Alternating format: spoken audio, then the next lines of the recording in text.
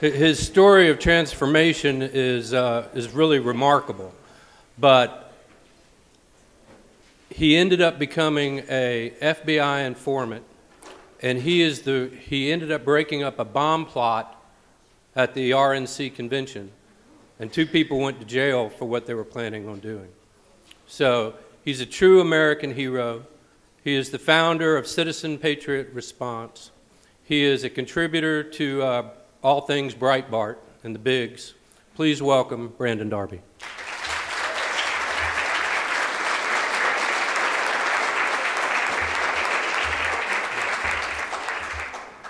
Hey, folks. Yeah.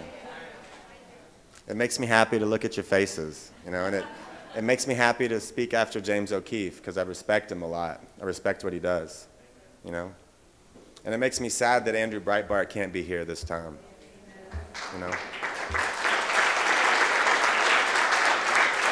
You know, I'm supposed to come up here and I'm talking about exposing lies in the media from the left, you know, and how to combat that. And I'll get to that. We'll talk about that. But it's always tricky to know what to say because there's so many things I could talk about, especially having, I guess, relationships. Like Mary Ellen had come up here and said that James wasn't trained to be an undercover spy. Well, I was, you know. It's kind of strange, you know. So she said that like it was a bad thing or something. And but it's always tricky to know what to talk about because there's so many things. The left media and the left establishment gives us so many things that we need to talk about. You know, we're all so busy focusing on one thing. We had Katie Pavlich up here earlier talking about Fast and Furious. And there's a ton of things she wants to work on, but it's such a big thing to work on. You know, there's so much work to do. And having the relationships I have in the Bureau, like I look at True the Vote. How many of you have heard of True the Vote in Houston, Texas? Awesome. Yeah, Catherine Engelbrecht sits on the board of a nonprofit that I run. Andrew Breitbart sat on it as well, and so does Hannah Giles. Y'all know Hannah? Y'all know Hannah? Good. Hannah's awesome too. And I look at the way that the left establishment attacks Catherine Engelbrecht and True the Vote. They really do. They smear the absolute H-E-double-L out of her. And she's a really good person. I know her family. And I watch her get smeared. And the thing is that the left establishment knows to attack her. And the right establishment hasn't figured out they need to defend her yet, you know? And so I hope that all of you go home and start to put a Google alert. If you don't know how to do that, someone can teach you, on Catherine Engelbrecht and True the Vote. And I hope that you start paying attention to what's said about that woman and her organization. Because the people who are defending the integrity of our election system, that's a pretty big deal. You know, and James O'Keefe is one of those people as well. He's doing an amazing job with that. But I look at the way that she's treated, and not that long ago, they had an FBI agent start poking around and talking to people at her Tea Party group, you know? And being me, I know what that is. You know, I know why that is. I know that the ATF showing up at her little gun shop and the IRS sending her notification that she can't get 501c3 status and an FBI agent showing up asking people questions about her. That's intimidation. That's what that is. And I hate to say that because as someone who defends law enforcement so very much, I really do. I used to attack the hell out of them. I used to think that they were pigs when I was younger. I bought into that. I bought into the left of center narrative. But over the years, my views really changed. And I have a profound respect for law enforcement. But, you know, I don't respect a lot of the politically appointed leaders right now. And in the Justice Department and so forth. And so I look at this intimidation going on, and I look at you know, recently the Houston Chronicle put out a story about how Catherine Engelbrecht was under a DOJ investigation. Now, there's no way in the world the Houston Chronicle could possibly know that, you know, for a fact. So I hit them pretty bad on Breitbart for saying it. But the sad truth is they probably know that that is true. It probably is true. And they probably know it's true, because they probably are talking with the left of center cronies in the DOJ. Katie Pavlich, she wrote a book on Fast and Furious, as she stated earlier, and a reporter contacted the Department of Justice for a comment, and they sent them a link and said, go look at what Media Matters is saying. Now, how many of you know about Media Matters? Yeah. That's what's happening with the leadership at our Department of Justice right now. you know? So not only do we have the left media establishment to deal with, but we have these far left radicals in positions of power in the Department of Justice making decisions on who can and cannot be investigated, who can and cannot be prosecuted. And it's kind of frightening to me. So in my position, being someone who started off trying to defend the FBI and trying to defend the use of informants, because many of you don't realize it, but the reason that, how many of you are worried about getting blown up right now? How many of you? A couple? Well, you're not going to get, probably not right now, especially in the middle row. You're probably safe. But, you know, the FBI informant, sometimes some of those people are people who are criminals and they're in trouble and they're working off charges, but the vast majority are just men and women who found themselves in a position where the FBI said, hey, because you're in that position, we could really use you to help us. And they do. Most of you would do it because you're patriots.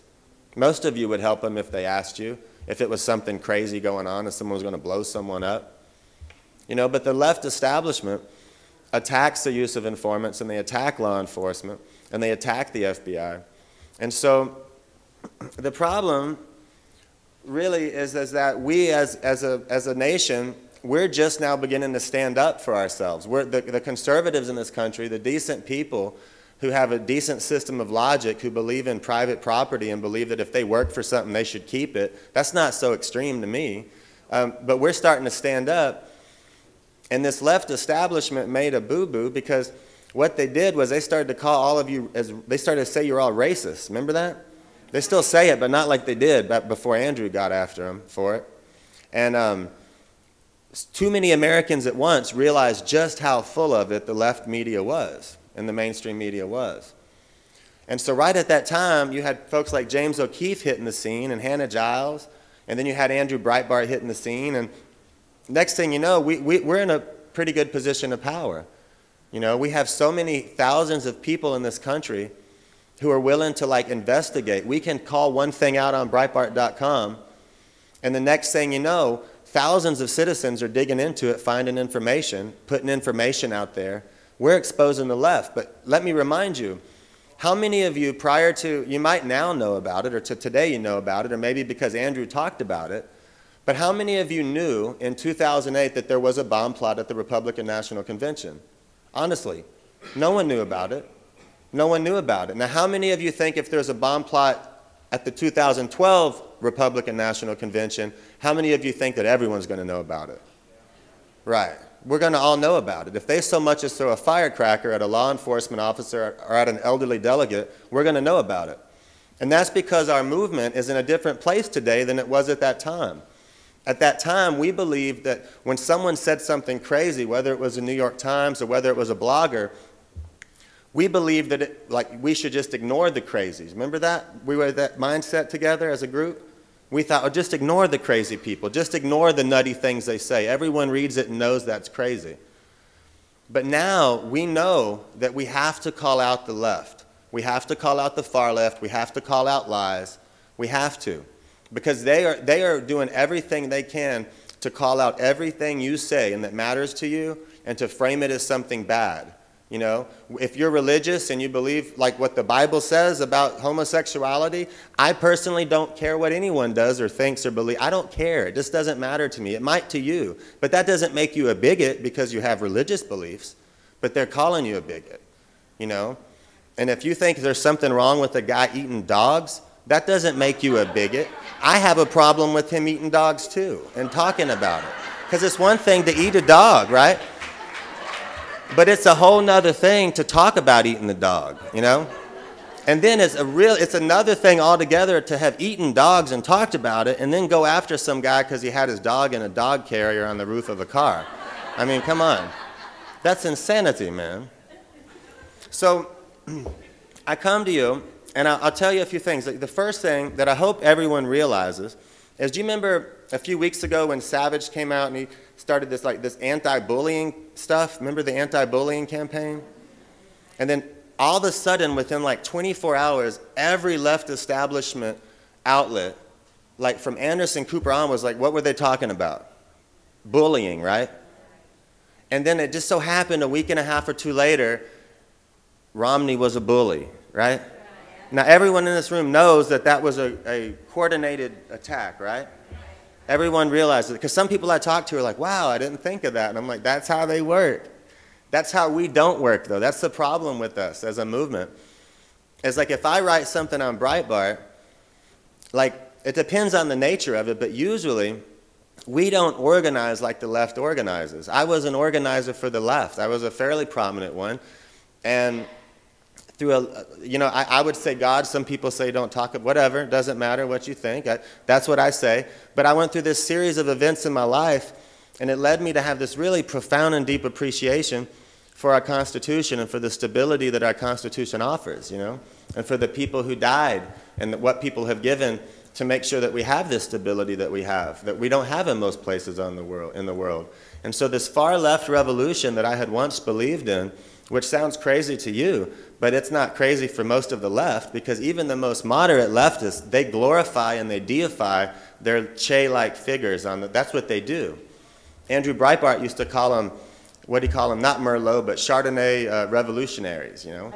And they would sit back and they would give money to people like me because we were the Che's. We were the ones who were out there getting arrested and doing crazy things and trying to foment revolution and organize communities to hate the government. And that's what we did, and that's what I did, and so I know how the left organizes. And I look at the way that right media works, and we don't do it the same way. You know, like when is the last time you saw 400 conservative blogs come out with the same story in one day? When is it? You didn't see that, did you? But that's what they do to us. That's what they do, and that's how they make stories a big deal.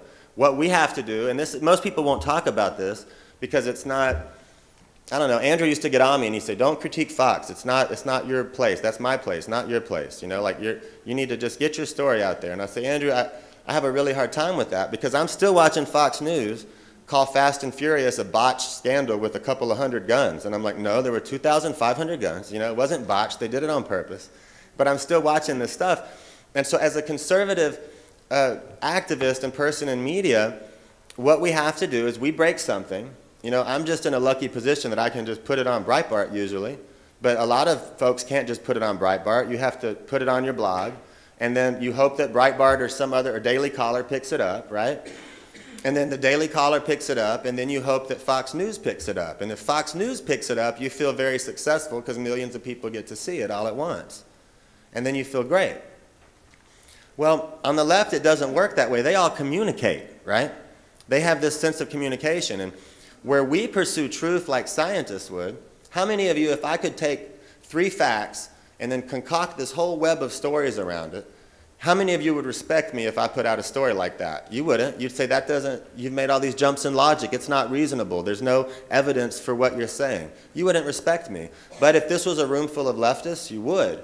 Because that's what the left does. Where we pursue truth like scientists, the left pursues truth like defense attorneys do. That's what they do. It's a fact. I'm going to tell you in a minute. I'm going to get into a story. But that's what they do. And so they get together and they talk with these wildly concocted stories, and then they communicate, and then on the same day they all pop their story out. Everything from the lowliest blog all the way to the New York Times takes a different angle with the same language. And you wonder, how do they do that on the same day? How did they all have the same framing and the same words? You know? How did they do that? And it's because they talk to each other. We don't do that, you know? If I send you a story and I say, push a story out, you know, here, get this story out, get the truth out. What do you usually do? You put it on your blog, or you put it on Facebook, which is a beautiful thing to do. It's wonderful.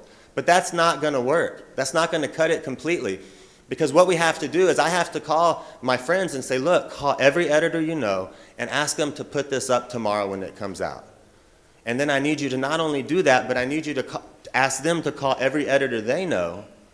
And then not only do that, but I need you to ask them to call every editor they know and ask them to call every editor they know. And that's how we need to get this story out. But we don't do that for some reason. But we need to, because that's who we're fighting against, right? So that stuff said, when we talk about how to challenge left-of-center media smears, I'm going to tell you something. I'm going to tell you a little brief story. I'm not going to tell you my whole story. It's a very interesting story, but I'm not going to tell you the story. I've told this story before in this very room. I've told this story. But here's the situation. I can tell you a bit of my story. I'll tell you the way it felt to be me, and I'll tell you the role that people like you played in my life, you know? Because I was a prominent leftist. I backed away. I had done some wild things in the past, and they involved like Hurricane Katrina in New Orleans, so I'd built up a bit of cachet or something and media attention from the left or whatever and funding. And I had a lot of relationships. I also had a lot of groups who were from really radical NGOs and nonprofits from around the world come and meet with me and respect what I was doing at one time. Well, my radicalness started to leave me, and I backed away, but the problem was that these far leftists didn't back away from me, right? They kept letting me know what they were doing. And so at some point, not only did I feel a profound sense of guilt, and don't get me wrong, I didn't feel guilt for sticking up for people in New Orleans at all. And I didn't feel guilt for sticking up for the private property owners there who were getting their homes taken in the largest, what would have been the largest use of eminent domain for private commercial development in our nation's history. I didn't feel guilt for that.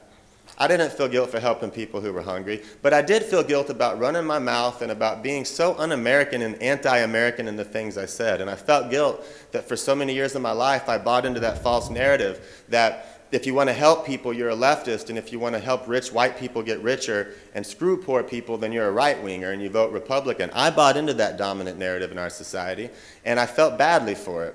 I felt like I had done harm, and I felt like I owed something back, you know? I felt like I owed something back. And so when the left kept coming at me, the final straw was this Palestinian nonprofit, long story. The guy ended up raided, and then he was trying to kill Israeli children. Now he's dead. Long story, horrible story. FBI raided, awful stuff, all this crazy stuff. Next thing you know, I'm working 2 years undercover with the Joint Terrorism Task Force. You know, normal stuff that happens in a life. And then, so then, it all kind of culminates into this like investigation at the 2008 Republican National Convention. And so I'll skip out a bunch of stuff, but this far left group that we now call Occupy, right? They didn't call themselves it at the time, but it's the same people. And it's the same, they use the same words. They do the same up twinkles and down twinkles, and they do the same mic check, same people, right? But these same people set out with this they specifically stated their goal was to shut the Republican convention down by any means necessary. And they said that by any means necessary. And they called for a diversity of tactics, which might not mean a lot to you, but to me, I know what that means. And what that means is that violence is accepted. A diversity of tactics. And the FBI said, Brandon, we kind of have a problem here, and we kind of need you to try to get involved with these people. And I said, well, I'd really rather not, but okay, I will. And so I did. I found out what they were doing. It was a long story. All this crazy stuff happened. Next thing you know, I found myself in a situation where the FBI is very appreciative of me, and I was very appreciative of their hard work. And, you know, I saw it as, indeed, as protecting the rights of Americans to assemble and speak their minds, which is what it was. And the next thing you know, I'm sitting here realizing that these guys who made these bombs, all they're getting charged with were making bombs. They weren't getting charged with what they intended to do with them. They weren't getting charged with any kind of civil rights issues, right? The far left, what we now call Occupy, who made the bombs, the problem was they were trained and supported by the moderate left, right? By people on the moderate left. The woman Lisa Fithian, who ran United for Peace and Justice, who was the overall group that brought the 1,400 groups in to protest the Republicans, right? The Democrats and everybody, and Code Pink and everyone. Lisa Fithian was on that steering committee. She was also the one training the far left, the RNC Welcoming Committee. Now, how do you explain something like that? You explain that because it all works hand in hand, right? So I find myself in a situation where the U.S. Attorney's Office is like, Brandon, please testify. We're going to have to drop these charges on these people.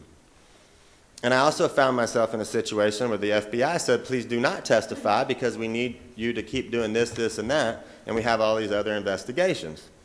Well, I decided at that point that I could no longer handle working undercover and that I wanted some sense of normalcy in my life, which I still do not have, by the way. And I agreed to testify. And when I agreed to testify, It was the strangest thing you'd ever seen in your life, the way the media did me. And not just me, but the men and women I served with. And I do see it as a service, because that's how I meant it.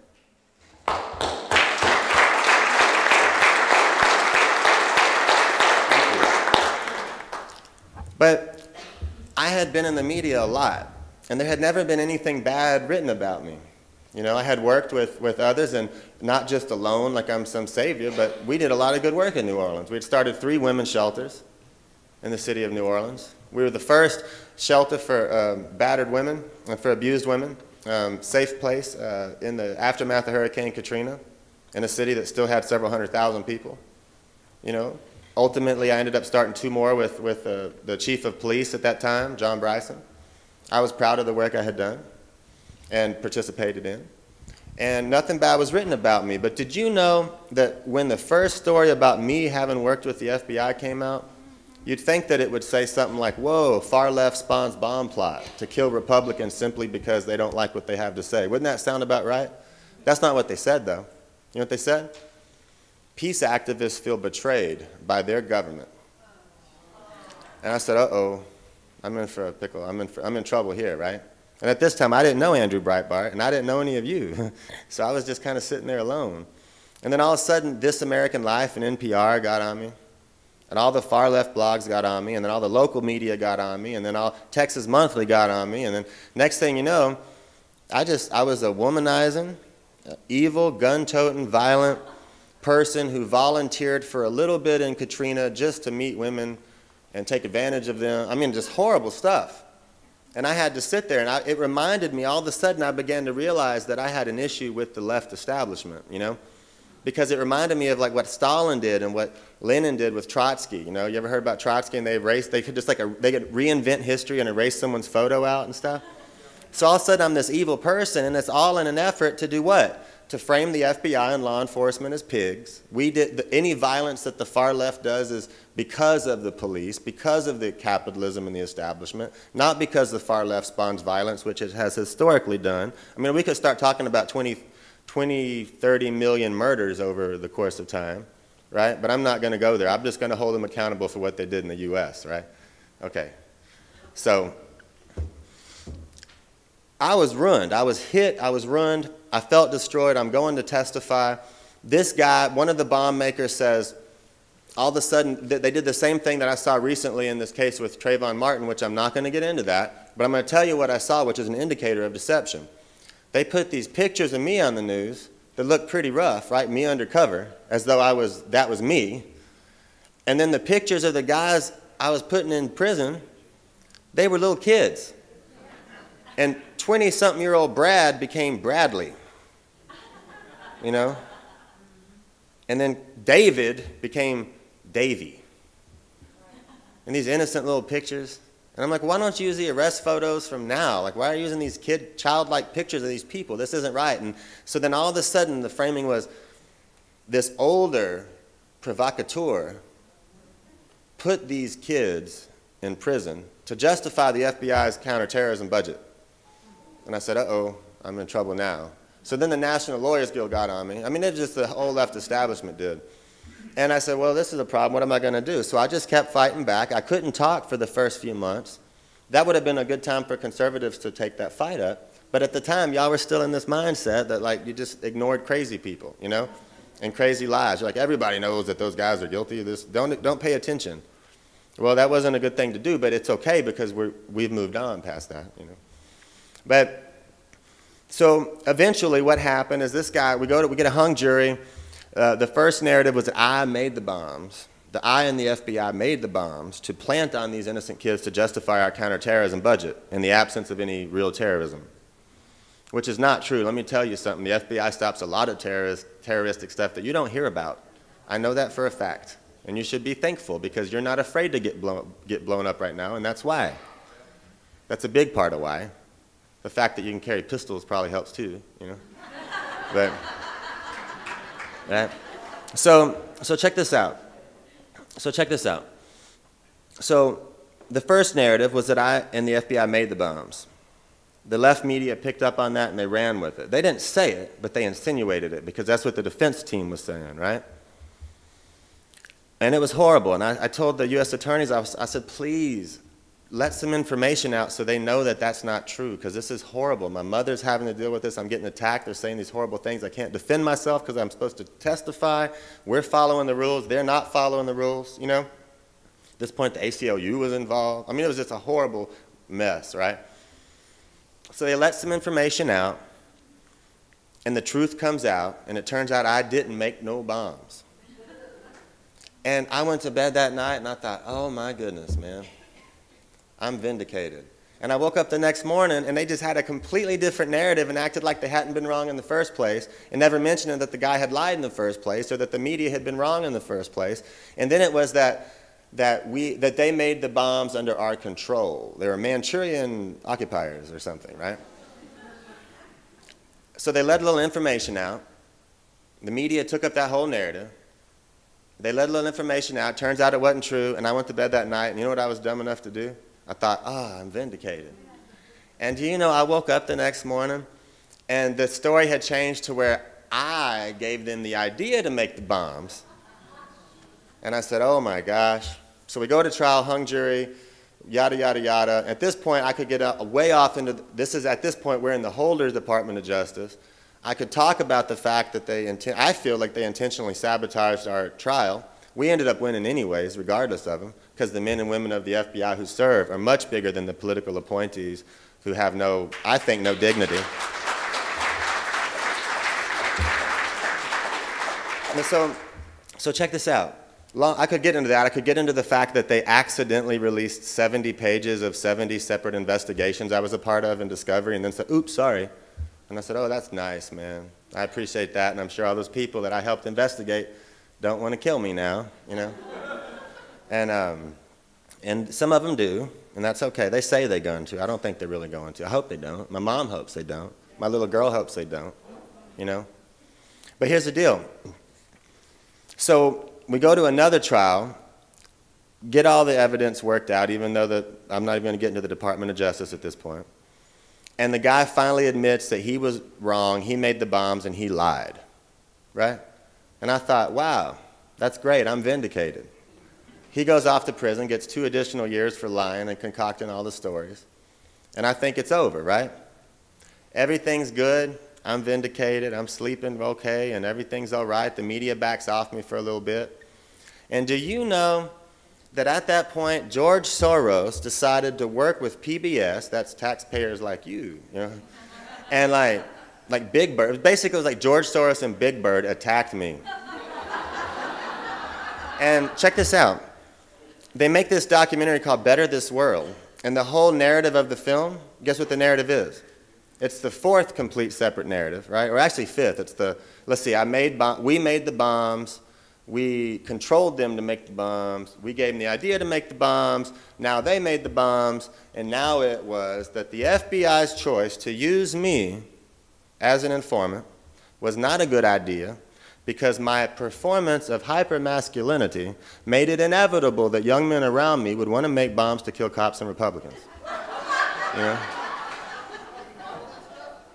That's crazy, man. That's insanity. And then the plot to firebomb, that's Soros and PBS, and then the New York Times, which, by the way, I'm suing the New York Times. Yeah. They said that I encouraged the bomb plot with the men and women of the FBI. And I said, you know what? You better retract that, and they didn't. And I told them, and they didn't. So a month later, I filed the lawsuit. 3 days later, they ran a retraction. And I'm like, now you owe me an apology. And they're like, nope. And I'm like, you owe me an apology, and it needs to say, I apologize to Brandon Darby and to the men and women of the FBI who do a great job in serving our nation. They're like, nope. And I'm like, well, then I'll just keep suing you. That's fine. Yeah. It costs a little bit, but not too much. It's okay. It's worth it, you know? It's worth it. Well, thank you, because it costs a little bit. But that's not the point. The point is and Mary Ellen's back there going, man, we're running past time. It's okay. I'm just going to keep rolling. I'll be there in a minute. I'll be done. So I'm firing back. About that time, I get this phone call from this guy. And I'm going to tell you, I'm going to talk about him a little bit because I missed the hell out of him. And, sorry. All right. I get this phone call from this guy, and he says, "Hi, Brandon, thank you for what you did." And I said, "Well, who are you, man?" Because, like, I haven't heard anyone say that who wasn't wearing a badge, you know, or who doesn't, like, know how to, like, you know, kick a door in and use a flashbang because they're on the SWAT team or something. And he said, "Well, my name's Andrew Breitbart, and I thank you, and I just want to tell you that, you know, you should fight back." And I said, "Andrew, I do fight back, bro. I say everything I can, but they just keep smearing me, and they don't print my words, and they lie, and they say I said things I didn't say." And he said, "Well, you can use my website to say whatever you want to say, and I won't edit you, Brandon." And I said, "Well, thank you, sir." And you know what? I didn't actually believe him. And it turned out to be a guy who kept his word. He kept his word. Yeah. And so what I learned from my experiences and from him was that the left media can't stand it if you're just indignant, if you just are hard-headed, and like they can't stand it. Like I always say, that for them to win, they need me to shut up. But for me to win, I don't need them to shut up. I just want to be able to have my voice too. But they can't take that, because it's like if you're, you know that whole thing about like if you're a conservative and you don't eat meat, you just don't eat meat. But like if you're a leftist, you like want to pass laws that no one else can eat meat, you know? So they can't stand that we assemble together and that we say what we think and what we know to be true. They need to have the narrative. Where we're like, have your crazy narrative, we're going to have our own narrative too. They have to have you to shut up. Just don't shut up. That's all it is. Don't shut up. And I'm going to tell you something. Back in the days before I had Andrew defending me and then conservatives stepping in to help me, and you know what meant the world to me when I was reading all that painful stuff about myself that was so untrue, that I pistol whipped people and I mean, this crazy stuff. And there would be one person would leave a comment and say, "I don't know, he seems a lot more credible to me than these bomb makers." And you know, that just meant the whole world to me. Because there were times where it got so dark, man, when I felt like the whole world was attacking me and I felt alone. It got really dark, and that meant the whole world to me. So even if all you do is go on these sites and comment, you know, if that's all you do, you're still helping somebody. Because right now, in the last month, we have had 2 separate Occupy bomb plots that have been busted by the FBI. And guess what they immediately started saying before any information came out?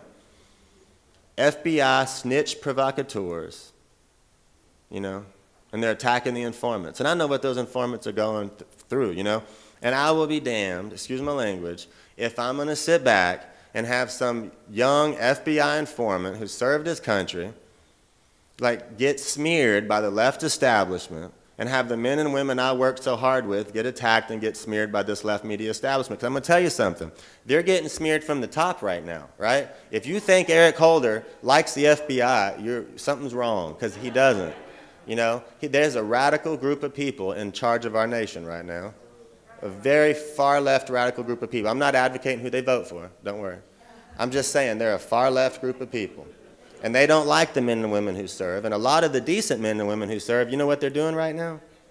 They're getting out because they're being forced to. They went to this point system, right? Which they always kind of had, but they have this point system now. I'm not going to get into that. That's a whole other argument, a whole other discussion. But I'm just going to tell you this. The men and women of law enforcement are getting attacked. You know, the best thing, in my opinion, that anyone can do is to defend the absolute hell out of the informants and out of the police officers and the FBI agents who are busting these far-left bomb makers because their bosses are making it hard on them. This president's making it hard on them, and this left media is making it hard on them. You know? Well, this is the problem. You're going to. So here's what I'm going to do. Here's what I'm going to do. I've talked forever. I hope you've gotten a little bit out of my talking. I hope it's helped. Because I know I got a lot out of talking to you. You know, it makes me so happy to see your faces. It really does. It makes me so, so happy. Sometimes, last thing, I have to go to these meetings when there's a lot of politicians and funders and stuff, you know. And sometimes it makes me so uncomfortable. I'm just not that guy, you know. I'm more grassroots here, so I'm just not that guy. And it always is so inspiring when I leave there and then I go to a Tea Party event and talk, and I just see like average human beings, just normal people. You know, nobody's wearing, maybe some of you are wearing really expensive shoes, but no one's out here you're not trying to have power or get someone to vote for you. You're just here because you care about your country and your kids, you know. And so it's been an honor. So I'm going to open it up for Q&A, and I want to thank you for having me come and speak.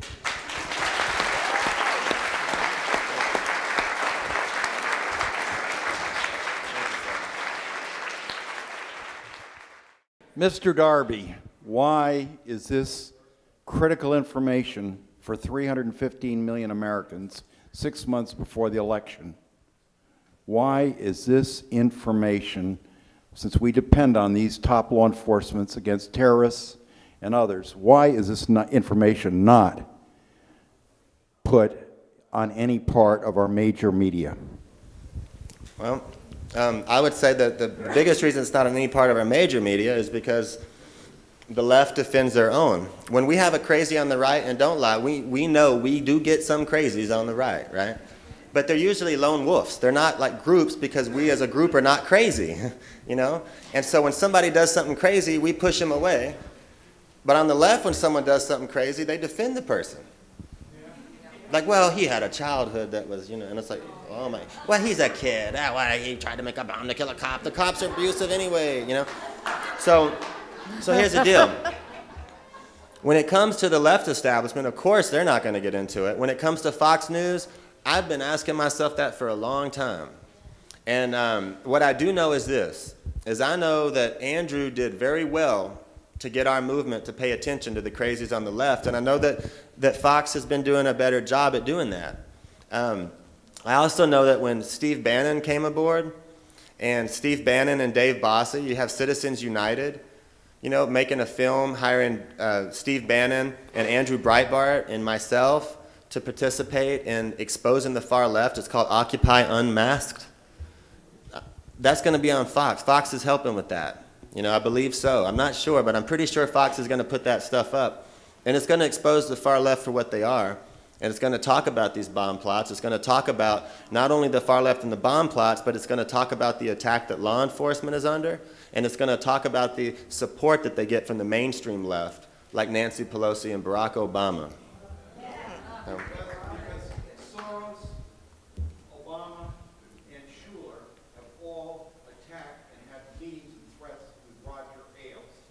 Let me tell you something. People, I have my views about some of the things. I appreciate Fox News being there. Like I said, there's no greater thrill in my life. Well, there is, actually. That's not true. But there's not much of one, right, professionally, than to have a video I took. Like I took one at Occupy, and it was this girl starts talking about all these rapes at Occupy. And they had all these like left. The New York Times had an embedded journalist. Mother Jones had an embedded journalist. And there's all these rapes at Occupy, and nobody reported them, and I'm sitting there with a video camera with Lee Stranahan, and they start just talking about all these rapes, and I'm like, well, now you know all these major papers knew about the rapes, but they didn't say anything, so all these other girls kept coming getting raped, and Fox News picked that up, and I was like, you know, that felt good to have that on Fox News, and to affect change, you know, that felt great. So I appreciate Fox News, but I sometimes do wonder why they don't do certain things as a general rule. I wonder the same thing myself. So all we can do is write them, hold them accountable, ask them, say, why don't you take this up? If everyone in this room wrote a letter to Sean Hannity tomorrow, I promise you whatever you wrote the letter about would be on Sean Hannity next week, because that would touch his heart. You have to appeal to people's consciences. Email him. I don't want to go on Bill O'Reilly, but I'd be happy to go on Sean Hannity. Yeah. Next question. Recently, I heard that Louis Farrakhan stated publicly that the president would be killed by a Tea Party terrorist. And I wondered what you thought of that. Well, the first thing is I've never met a Tea Party terrorist.